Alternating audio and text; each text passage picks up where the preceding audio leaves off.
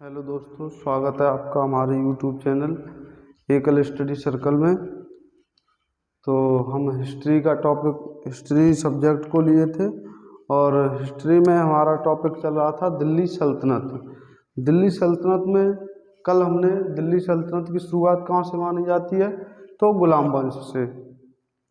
तो कल हमने गुलाम वंश को क्लियर किया है और आज गुलाम वंश के बाद हम बात करेंगे खिलजी वंश। खिलजी वंश की स्थापना कैसे हुई थी, हमने आपको कल थोड़ा सा रिव्यू दिया था कि जो गुलाम वंश का अंतिम शासक था क्यूमर्स। गुलाम वंश का अंतिम शासक कौन था, तो क्यूमर्स। क्यूमर्स की हत्या जलालुद्दीन फिरोज खिलजी। क्यूमर्स की हत्या जलालुद्दीन फिरोज खिलजी ने की और खिलजी वंश की स्थापना वहीं से हुई। तो आज हम पढ़ेंगे खिलजी वंश। खिलजी वंश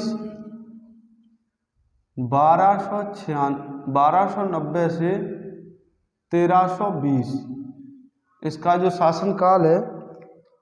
क्यूमर्स जो अंतिम शासक था उसे 1290 में जलालुद्दीन फिरोज खिलजी ने उसकी हत्या की थी और उसके बाद एक नए वंश की स्थापना की।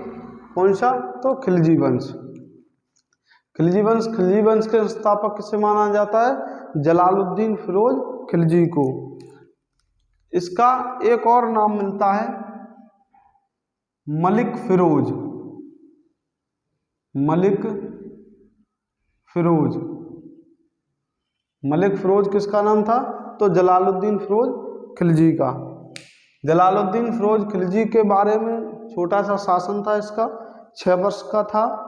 कुछ ज़्यादा इम्पोर्टेंट नहीं है, जो इम्पोर्टेंट फैक्ट्स हैं वही हम सिर्फ पढ़ेंगे। जलालुद्दीन फिरोज खिलजी 1290 से लेकर 1296 तक गद्दी पर रहा। 13 जून 1290 को खिलजी वंश की स्थापना की। 13 जून 1290 को इसने खिलजी वंश की स्थापना की। इसने अपनी राजधानी किलोखरी को बनाया। इल्तुतमिश जो गुलाम वंश का शासक था, इल्तुतमिश, उसने अपनी राजधानी कहाँ स्थानांतरित की थी, तो दिल्ली में। वहीं उसी समय से दिल्ली चली आ रही थी, लेकिन जलालुद्दीन फिरोज खिलजी ने अपनी राजधानी कहाँ बनाई, तो किलोखरी। इसके जो पूर्वज हैं, इसके पूर्वज तुर्किस्तान के थे। खिलजियों के जो पूर्वज थे वो कहाँ के निवासी थे पूर्वतः, तो तुर्किस्तान के निवासी थे। यह दिल्ली का प्रथम सुल्तान था जिसने उदार और निरंकुशवाद को बनाए रखा। यह दिल्ली का अभी तक प्रथम सुल्तान था जो निरंकुश एवं उदारवाद बनाए रखा था, यानी यह एक दयालु शासक था। इसके बाद बात करेंगे हम अलाउद्दीन खिलजी की। अलाउद्दीन खिलजी 1296 से लेकर 1316 तक 1296 से लेकर 1316 तक रहा। जो जलालुद्दीन फिरोज खिलजी की हत्या किसने की थी, तो अलाउद्दीन खिलजी ने। जलालुद्दीन फिरोज खिलजी ने अलाउद्दीन खिलजी को दक्षिण में नियुक्त किया था, दक्षिण विजय के लिए नियुक्त किया था। दक्षिण में जो युद्ध किए जाते थे उसका नेतृत्व कौन करता था, अलाउद्दीन खिलजी। जब अलाउद्दीन खिलजी एक बार विजय के लिए गया, युद्ध के लिए गया, तो उस समय जब वापस आया तो पहले युद्ध जो लड़े जाते थे या तो राज्य क्षेत्र हड़पने के लिए लड़े जाते थे या फिर लूटपाट करने के लिए। तो जब ये वहाँ गया तो इसे बहुत सारा धन मिला, तो इसने धन के चक्कर में आके अपने ससुर यानी कि जलालुद्दीन फिरोज खिलजी ने अलाउद्दीन खिलजी से अपनी बेटी का निकाह किया था। और अलाउद्दीन खिलजी जो था वो जलालुद्दीन फिरोज खिलजी का भतीजा भी था। तो चाचा एवं ससुर दोनों हुआ। जलालुद्दीन फिरोज खिलजी अलाउद्दीन खिलजी का चाचा एवं ससुर दोनों हुआ। इसने जलालुद्दीन फिरोज खिलजी की 20 जुलाई 1296 20 जुलाई 1296 में कड़ा मानिकपुर एक जगह थी, वहाँ इलाहाबाद के समीप है, इसकी हत्या कर दी। अलाउद्दीन खिलजी ने जलालुद्दीन फिरोज खिलजी की कहाँ हत्या की थी? तो कड़ा मानिकपुर कहाँ पड़ता है? तो इलाहाबाद में 20 जुलाई 1296 को। और यह उसके बाद गद्दी पर बैठ गया। इसकी एक उपाधि थी सिकंदर ए शानी। अगर आपसे क्वेश्चन पूछा जाए कि सल्तनत काल में सिकंदर ए शानी की उपाधि किसने धारण की थी? तो अलाउद्दीन खिलजी ने। अलाउद्दीन खिलजी ने। इसके बचपन का नाम अली गुरसास्प था। पूछा जाता है कि अलाउद्दीन खिलजी का बचपन का नाम क्या था? तो अली गुरसास्प। इसने कई नए काम किए जो अब तक के शासकों ने नहीं किए थे।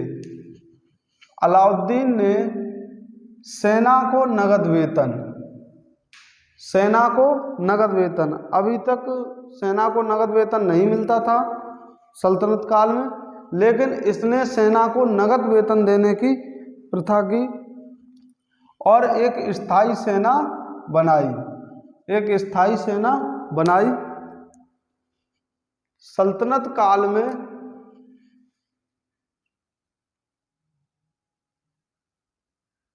इसके पास सबसे विशाल सेना थी। अगर आपसे क्वेश्चन पूछा जाए कि सल्तनत काल में सबसे विशाल सेना, सबसे बड़ी सेना किसकी थी? तो अलाउद्दीन खिलजी की। इसने सैनिकों का हुलिया और घोड़े दागने की प्रथा को भी आरंभ किया, क्योंकि जब इसने नगद वेतन, सेना को जब नगद वेतन देना शुरू किया तो कुछ लोग दोबारा वेतन यानी एक बार लेने के बाद फिर ले लेते थे। इसीलिए इसने सैनिकों का हुलिया लिखना आरंभ किया और घोड़े दागने, यानी कि एक घोड़े के लिए कोई दोबारा वेतन नहीं लेगा, इसीलिए इसने घोड़े दागने की प्रथा चालू की और सैनिकों का हुलिया लिखना, यानी कौन सा सैनिक क्या वेतन ले गया कि नहीं ले गया, उसके घोड़े दागे जाते थे कि वेतन ले गया, ये कौन सा है, कौन सी नस्ल का है। युद्ध में अच्छे घोड़े ही काम आते थे। युद्ध जो लड़े जाते थे तो अच्छा घोड़ा होगा तो अच्छा काम करेगा, तो कई सैनिक घोड़े को चेंज कर लेते थे, यानी कि अच्छा घोड़ा अपना बेच दिया और वही कम ताकतवर घोड़ा खरीद लिया। तो इसीलिए इसने घोड़े दागने की प्रथा को आरंभ किया था। इसने अपने शासनकाल में भू राजस्व की दर बढ़ाकर, अभी तक हमने प्राचीन काल से अधिकतर शासकों ने भू राजस्व की जो दर थी वो 1/6 रही थी।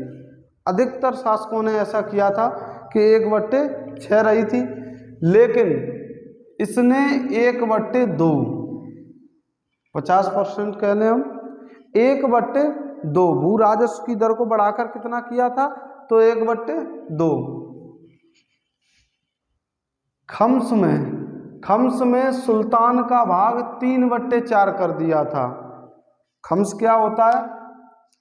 तो जो कोई युद्ध लड़ा या कहीं लूटपाट की तो उससे जो धन प्राप्त होता था, लूटा हुआ धन, लूटे हुए धन को क्या कहते थे? खम्स। पहले इसमें 1/4 सुल्तान का ऐसा हुआ करता था, लेकिन अलाउद्दीन खिलजी ने 1/4 से बढ़ाकर खम्स, जिसे हम लूटे हुए धन को क्या कहते हैं? खम्स में 3/4 भाग किसका कर दिया? तो सुल्तान का। इसने बाजार में मूल्य नियंत्रण प्रणाली शुरू की।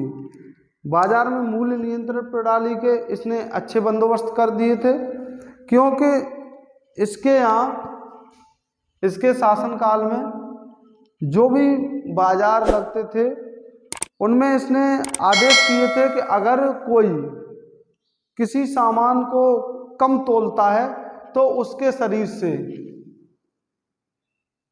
कम सामान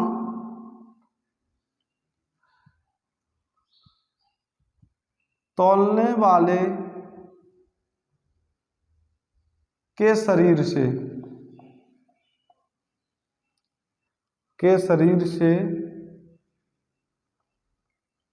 उतना ही मांस काट लिया जाएगा। सख्त आदेश कर दिए थे इसने मूल्य नियंत्रण प्रणाली के अंतर्गत कि कोई भी व्यापारी अगर माप तौल में कमी करता है, यानी कि वजन को कम तौलता है, तो उसके शरीर से उतना ही, जितना उसने माल को कम तौला है उतना ही उसके शरीर से मांस काट लिया जाएगा। इसने दक्षिण विजय के लिए मलिक काफूर को नियुक्त किया था।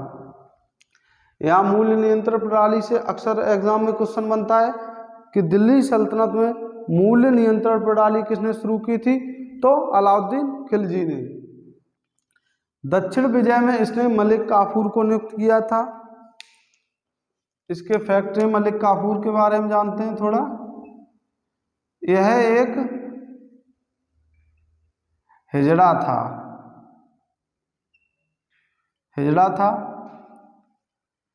इसे अलाउद्दीन खिलजी ने एक बाजार से खरीदा था। पहले समय में व्यक्तियों की खरीदारी हुआ करती थी, गुलाम बनाए जाते थे, तो इसने इसे 1000 दीनार मलिक काफूर को 1000 दीनार में खरीदा था। इसीलिए इसे 1000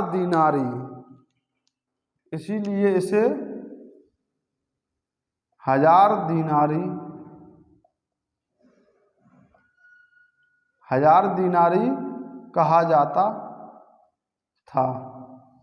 अगर आपसे अब डायरेक्टली क्वेश्चन अगर पूछा जाए कि 1000 दीनारी किसे कहा जाता था, तो मलिक काफूर को। मलिक काफूर कौन था? तो यह एक हिजड़ा था। अलाउद्दीन खिलजी ने इसे कितने दीनार में खरीदा था? तो 1000 दीनार में। यह अलाउद्दीन खिलजी के शासनकाल में दक्षिण विजय के लिए, प्रॉपर दक्षिण विजय के लिए ही इसे नियुक्त किया गया था। और अब तक का यह दिल्ली की गद्दी पर ऐसा सुल्तान था अलाउद्दीन खिलजी जिसने दक्षिण को विजय भी किया था। और किसके माध्यम से किया था? तो मलिक काफूर के माध्यम से इसने विजय किया था। इसके द्वारा लगाए गए 2 प्रमुख नवीनकर थे। अभी आपने ऊपर पढ़ा है कि अभी तक तो इसने जो पहले कर लगाए गए थे उनमें वृद्धि की थी, कोई नए कर नहीं लगाए थे, लेकिन अब इसने 2 नए कर शुरू किए, एक चराई कर, दूसरा गड़ी कर। चराई कर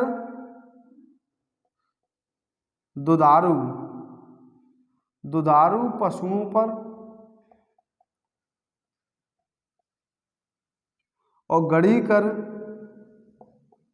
घरों एवं झोपड़ियों पर।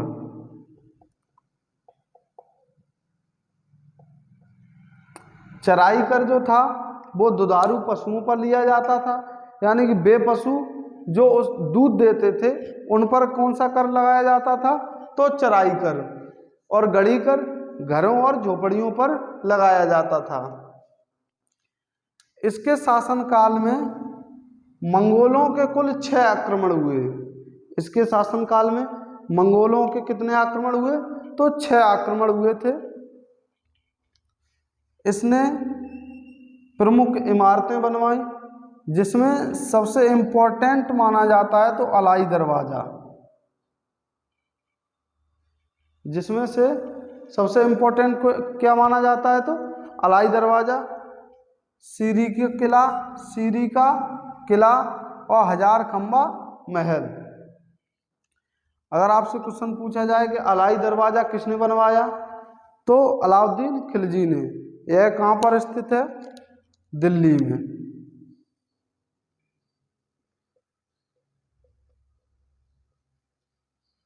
अलाई दरवाज़ा कहाँ पर स्थित है? तो दिल्ली में। सीरी का किला इसने बनवाया और हजार खंबा महल बनवाया।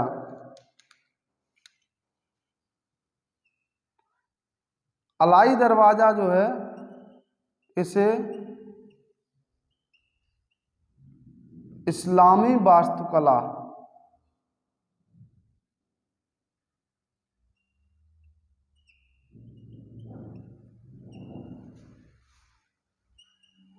इस्लामी वास्तुकला में जो सबसे अच्छी इमारत कह लें वो अलाई दरवाज़ा थी। इस्लामी जो वास्तुकला थी उसमें अब तक की सबसे अच्छी इमारत जो मानी जाती थी वो अलाई दरवाज़ा। इसके बाद कुतुबुद्दीन मुबारक खिलजी 1316 में गद्दी पर बैठा। कुतुबुद्दीन मुबारक खिलजी जो था वो 1316 में गद्दी पर बैठा। अलाउद्दीन खिलजी का ही पुत्र था।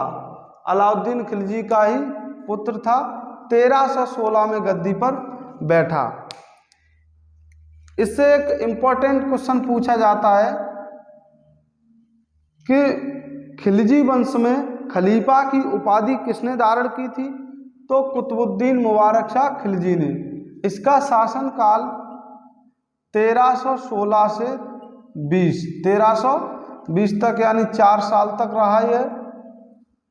इसने खलीफा की उपाधि धारण की थी। इसे नग्न स्त्री और पुरुष की संगत पसंद थी।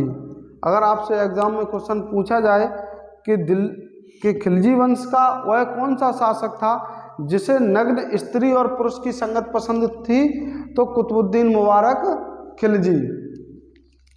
इसकी हत्या बर्नी एक इतिहासकार हुए। बर्नी का एक स्टेटमेंट था कि यह कभी कभी कुतुबुद्दीन मुबारक खिलजी कभी कभी नग्न होकर दरबार में आता था, यानी कि दौड़ता था। दरबार जो लगता था उसमें नग्न अवस्था में यह भागता दौड़ता इधर उधर घूमता रहता था। यह स्टेटमेंट किसका था? तो बर्नी का। बर्नी ने यह कहा था।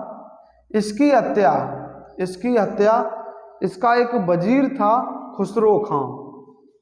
इसका एक वजीर था खुसरो खां। खुसरो खां ने 15 अप्रैल 1320 में इसकी हत्या कर दी और दिल्ली की गद्दी पर बैठ गया। किन्हीं किताबों में कुतुबुद्दीन मुबारक खिलजी को ही खिलजी वंश का अंतिम शासक माना जाता है, लेकिन किन्हीं किताबों में खुसरो खां को खिलजी वंश का अंतिम शासक माना जाता है।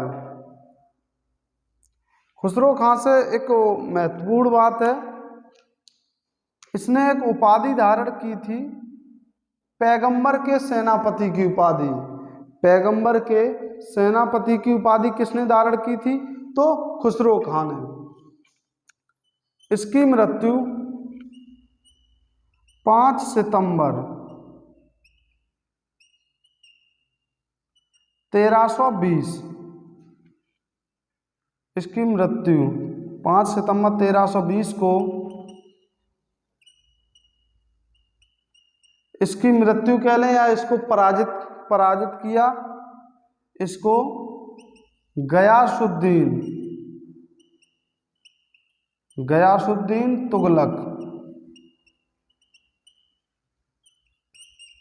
तुगलक ने पराजित किया।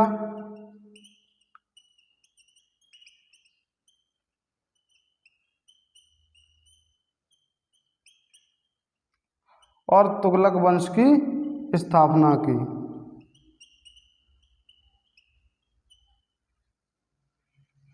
खुसरो खां को 5 सितंबर 1320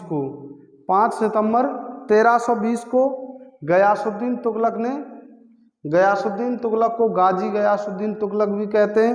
गयासुद्दीन तुगलक ने खुसरो खां की हत्या 5 सितंबर 1320 को की और तुगलक वंश की स्थापना की। खिलजी वंश के बाद कौन सा वंश आगे आएगा? तो तुगलक वंश। तुगलक वंश की स्थापना यहीं खुसरो खां को पराजित करने के बाद की गई थी। एक बार हम रिवीजन करेंगे, उसके बाद कल अगला टॉपिक जो हमारा होगा वो तुगलक वंश होगा, क्योंकि यहाँ तुगलक वंश आपने थोड़ा रिव्यू देख लिया है कि तुगलक वंश की कैसे नींव पड़ी है। हम देखते हैं खिलजी वंश 1290 से 1320। गुलाम वंश जो था वो 1206 से लेकर 1290 तक। खिलजी वंश के संस्थापक जलालुद्दीन फिरोज खिलजी, इसका जो दूसरा नाम था मलिक फिरोज भी कहते थे। जलालुद्दीन फिरोज खिलजी 1290 में शासन किया। इसका शासनकाल जो था 1290 से लेकर 1296। 13 जून 1290 को खिलजी वंश की स्थापना की। इसने अपनी राजधानी किलोखरी को बनाया। इसके पूर्वज कहाँ के निवासी थे? तो तुर्किस्तान के। दिल्ली का प्रथम सुल्तान था जो उदार और निरंकुशवाद बनाए रखा। इसके बाद अलाउद्दीन खिलजी 1296 में गद्दी पर बैठा और 1316 में इसकी मृत्यु हो गई। अलाउद्दीन खिलजी ने अपने चाचा एवं ससुर की हत्या 20 जुलाई 1296 में कड़ा मानिकपुर इलाहाबाद में की थी। उसके बाद यह दिल्ली की गद्दी पर बैठा था। उपाधि सिकंदर शानी, अलाउद्दीन खिलजी की जो उपाधि थी वो सिकंदर शानी। सिकंदर शानी किसे कहा जाता है? तो अलाउद्दीन खिलजी को। इसके बचपन का नाम क्या था? अली गुरसास्प। अलाउद्दीन ने सेना को नगद वेतन एवं स्थायी सेना रखी। सेना को नगद वेतन देने की शुरुआत किसने की? तो अलाउद्दीन खिलजी ने। इसके पास दिल्ली सल्तनत में सबसे बड़ी सेना किसके पास थी? तो अलाउद्दीन खिलजी के पास थी। इसने सैनिकों का हुलिया लिखना और घोड़े दागने की प्रथा को शुरू किया। इसने भू राजस्व की दर को बढ़ाकर 1/2 कर दी। और खम्स किसे कहते हैं? लूटे हुए धन को। लूटे हुए धन में पहले सुल्तान का हिस्सा हुआ करता था 1/4, लेकिन इसने बढ़ाकर 3/4 कर दिया। इसने बाजार में मूल्य नियंत्रण प्रणाली शुरू की। कम तौलने वाले के शरीर से उतना ही मांस काट लिया जाएगा जितना उसने सामान को कम तोला है। इसने दक्षिण विजय के लिए मलिक काफूर को नियुक्त किया था। मलिक काफूर कौन था? यह एक हिजड़ा था। मलिक काफूर को अलाउद्दीन खिलजी ने 1000 दीनार में खरीदा था। 1000 दीनार में खरीदने के कारण इसे 1000 दीनारी भी कहा जाता था। अगर आपसे डायरेक्टली क्वेश्चन बने कि 1000 दीनारी किसे कहा जाता था, तो मलिक काफूर को। इसने 2 नवीन कर लगाए, एक चराई कर जो दुधारू पशुओं पर लगाया जाता था और एक गढ़ी कर जो घरों एवं झोपड़ियों पर लगाया जाता था। इसके शासनकाल में मंगोलों के कुल 6 आक्रमण हुए हैं। इसने कुछ इमारतों का निर्माण करवाया जिसमें अलाई दरवाज़ा, सीरी का किला, 1000 खंबा महल। अलाई दरवाज़ा कहाँ स्थित है? तो दिल्ली में। इसके बाद गद्दी पर बैठा कुतुबुद्दीन मुबारक खिलजी, जो इसका पुत्र था। 1316 से लेकर 1320। 1316 में गद्दी पर बैठा। इससे एक जो इम्पोर्टेंट क्वेश्चन है, इसने खलीफा की उपाधि धारण की। खिलजी वंश का वह कौन सा शासक था जिसने खलीफा की उपाधि धारण की थी? तो कुतुबुद्दीन मुबारक खिलजी। इसे नग्न स्त्री पुरुष की संगत पसंद थी। इसे नग्न स्त्री एवं पुरुष की संगत पसंद थी। इसकी हत्या इसके वजीर खुसरो खां ने 15 अप्रैल 1320 को की और खुसरो खां गद्दी पर बैठ गया। खुसरो खां ने एक उपाधि धारण की थी, पैगंबर के सेनापति। पैगंबर के सेनापति की उपाधि धारण किसने की थी? तो खुसरो खां ने। 5 सितंबर 1320 को इसकी हत्या गयासुद्दीन तुगलक, खुसरो खां की 5 सितंबर 1320 को गयासुद्दीन तुगलक ने इसकी हत्या की और तुगलक वंश की नींव डाली। तो कल हम पढ़ेंगे तुगलक वंश। और अगर आपको हमारा कंटेंट पसंद आ रहा हो तो हमारी वीडियो को लाइक करें, और अगर चैनल पर नए हो तो चैनल को सब्सक्राइब करें एंड अपने मित्रों के साथ साझा करें। थैंक्स, जय हिंद।